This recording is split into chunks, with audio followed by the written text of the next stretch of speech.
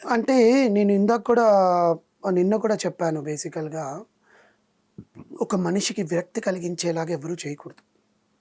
అది మన అనుకున్నా పర్లా. అది ఓకే. బయటోళ్ళైనా పర్లా.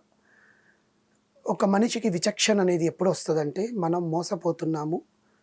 మనం ఎంత వాళ్ళకి సపోర్ట్‌గా ఉన్నా కూడా మనల్ని నమ్మించి మోసం చేశారు అనే పొజిషన్‌లో ఆ విచక్షణ అనేది బయటకొచ్చి దాని నుంచి బయటకు దూరంగా వెళ్ళిపోవాలని అనిపిస్తుంది. ఎంతో కాలంగా సన్నిహితంగా ఉన్న వైఎస్ఆర్‌సీపీకి విజయసాయిరెడ్డి రెండో స్థానం నుంచి 2000 స్థానానికి పడిపోయాడు అంటే, దాని వెనకాల ఎంత కుట్ర జరిగుంటుంది? ఎంతమంది ఆయన గురించి ఎన్ని రకాలుగా మాట్లాడుంటారు? హ్మ్. అయినా జగన్ మీద నాకు కోపమేం లేదు. కానీ కొన్ని పార్టీ కార్యకర్తలే నా మీద అక్కడ దుమ్మెత్తి పోసి, నేను చేసిన పనులన్నిటికి, నేను చెయ్యని పనులకి నన్ను నిందలు అంటగట్టి, నిందలు వేస్తున్నారు. నిందలు వేస్తూ, నేను ఎంత క్షోభ అనుభవించానో నా మనసుకే తెలుసు. దీంట్లో నేను ఎవ్వరిని నిందించాల్సిన అవసరం లేదు. నేను ఎంతోమంది పార్టీ నాయకులకి సలహాదారుగాను ఉన్నాను. సో, ఎంతో కాలంగా నేను వాళ్ళకి సపోర్ట్‌గా నిలుచుతూ వచ్చాను. వాళ్ళ ఎదుగుదలకి కారణం.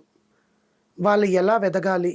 ఎంతోమంది అప్పులు తీసుకున్న వాళ్ళకి నేనే హామీ ఉండి అవును. అప్పులిప్పించాను అవును. అని మాట్లాడిన విజయసాయిరెడ్డి ఈరోజు సెట్ ఇన్వెస్టిగేషన్ కంప్లీట్ చేసుకున్నాక ఏపీ లిక్కర్ స్కామ్ అతి పెద్ద liquor scam in entire India. అవును.